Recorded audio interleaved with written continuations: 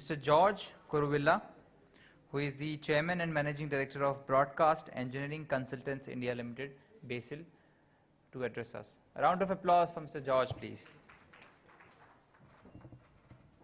You have a PPT, right? I'm George Kuruvilla. I'm from the Indian Engineering Services. So sometime you may feel that how come I'm here in a medical conclave. But that is what I would like to explain to you in few minutes from now. So after serving 23 years in All India Radio and Doordarshan, under the Ministry of Information and Broadcasting, last 4 years I joined BECIL, which is Broadcast Engineering Consultant India Limited, which is a central PSU under the Ministry of Information and Broadcasting. And so I continue to be under the same ministry, but now I am in a company whereby we can actually deliver projects, end-to-end solutions, both consultancy as well as end-to-end solutions we provide for various government departments. So some of the projects that we are into basically are community radio, FM radio, whatever you hear today, whether radio mature or anything, we have actually developed the common infrastructure on the Doordarshan or All India Radio towers so that the FM radio reaches to you. We make studios like the Rajya Sabha TV channel, the Lok Sabha TV channel, or the Education Institute, the TV channels, media centers have been created by us. And recently in the last few years, we developed into the other, we diversified into other services like the IT services, the security and surveillance services. And our Honorable Prime Minister, he gave the call about Digital India and e-governance. And from the last 2 years, we started developing into e-governance projects and Digital India. And when we look at the health services that we are talking about, we are into e-health, that is how technology can provide services to the last mile, a last person who is in the remote area. So while working in All India Radio and Doordarshan, very closely we watched and we were serving people. The mandate of Doordarshan and All India Radio has always been that how a last person or a common man can be benefited through information, education and entertainment, and whether through Krishi Darshan, reaching the education of knowledge about Kisan, what they require, or through the various Kalyani services, health services. So this is always in the back of our mind as being part of the Information and Broadcasting Ministry, how that we serve the last mile to various, our organization, various departments. And it also happens that when I stand in Jaipur today, our Honorable Minister of State, Mr. Rajwardhan Rathore, is from this outer constituency of Jaipur, and so it gives me more reason why I should be present in Jaipur to contribute whatever way that as a PSU we can contribute.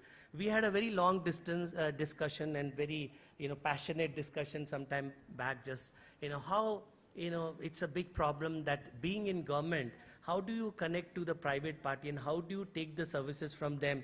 That has been a big challenge. And so as a public sector unit, we want to place ourselves to be a platform that connects the government, whether state government or central government, to the last mile connectivity, even to the private sector.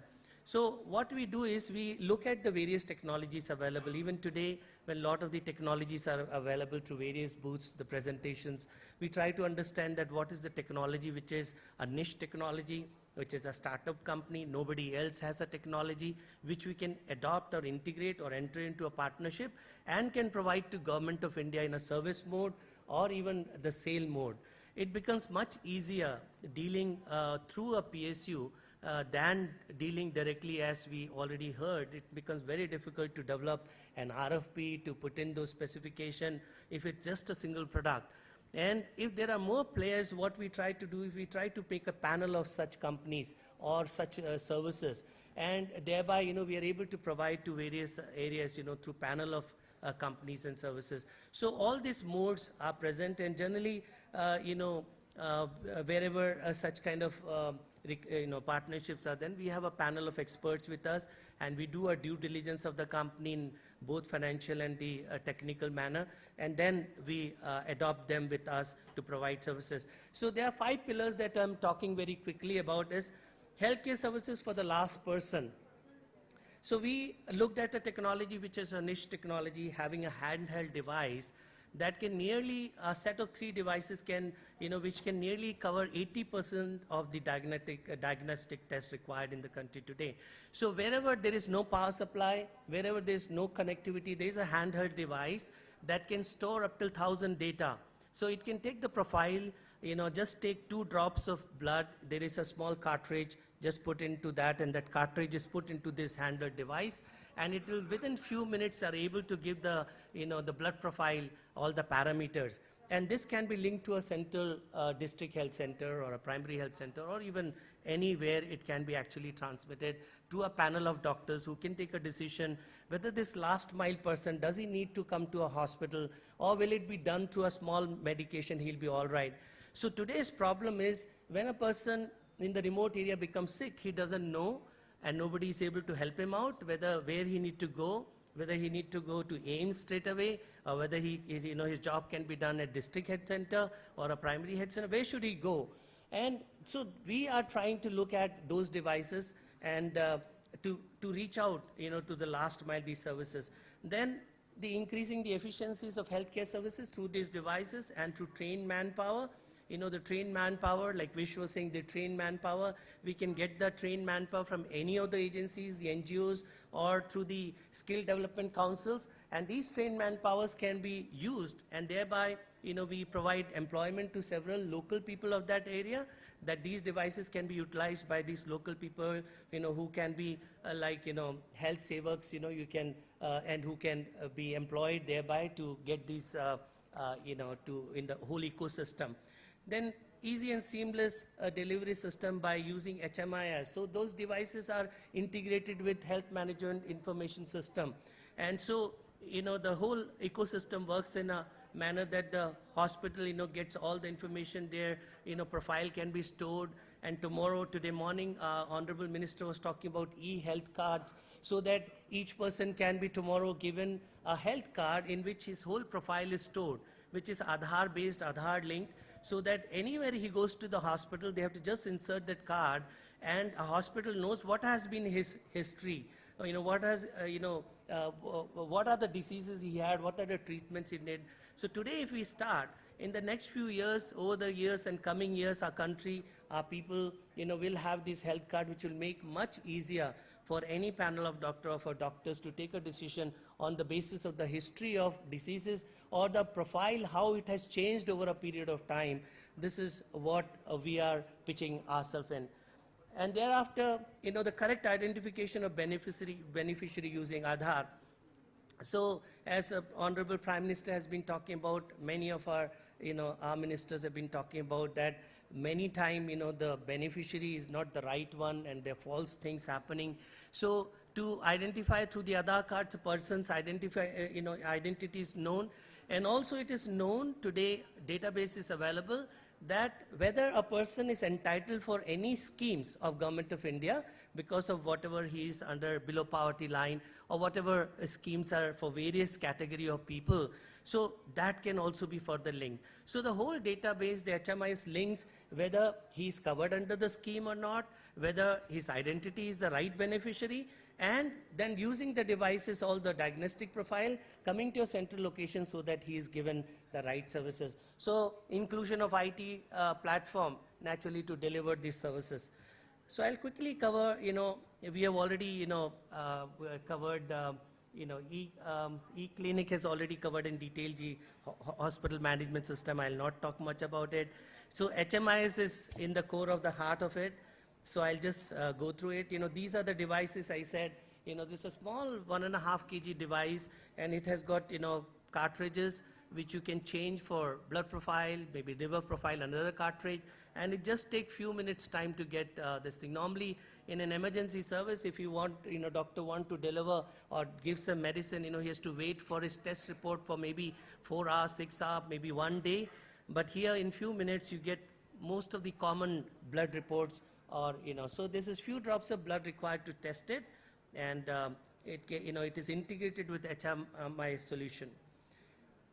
So this is how it works. Insert 2 or 3 drops of blood into a cartridge, slide the cartridge into the analyzer, view the results on the analyzer screen within minutes, upload information wirelessly or through a docking station nearby to a centralized location. So this also can help in telemedicine in the remote area. Somebody is to be, his profile is sent to a central location, or even his other parameters through various modes is sent to a centralized panel of doctors who can sit in a control room and can keep advice in the primary health center or the community health center, what is the disease, what is the line of treatment to be given, or whether he needs hospitalization or not. So even it can be, the services can be provided through vans. These devices can be connected and the HMIs can be used. So the grassroots problem is no medical profile, difficult to carry out medical test report, no historical data health available, complex process to get benefits from health schemes, then required to carry multiple cards, difficulty in visiting distinct located hospitals from home, unavailability of specialized medical services. So these are difficulty at the last mile. So this is what we are offering. Battery-operated mobile diagnostic device, seamless integration with HMIS, then workflow-based health services delivery, centralized hospital information system, trained personnel. This can be got through various agencies, and delivery of services through an assured quality assurance. So I'll just conclude with here, and I was being part of the whole discussion, and I would just like to say that more than we look at this as a business, we look this as a very passionate area. Personally also, I'm quite passionate about it, and as a company, we want to pitch ourselves to be a technology company.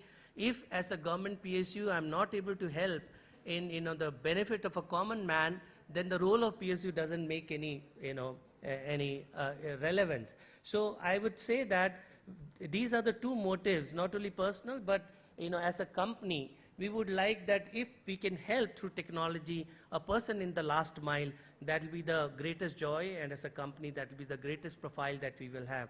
So we are getting involved in e-education, providing education through satellite-based or through fiber-based or through FM delivery, through the community delivery. We understand all these technologies, so e-education, e-health, smart city, and surveillance, and the access control part, CCTV cameras, integration, Wi-Fi, all these technologies we are doing it. Any state government, anybody who would, any department would like that they would like to utilize the service, we can make customized solution for you.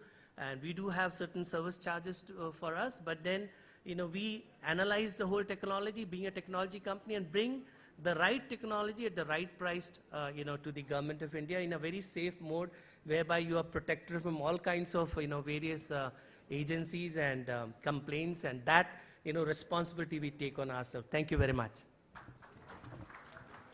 Sir, I would request you to please remain on the stage. I would again request Dr. Kumar Bhandari to please present a speaker memento to our speaker. Now we are running out of time, so we will quickly move on to our next presentation by Mr. Rakesh Shukla, Circle Head, Jaipur, Punjab National Bank.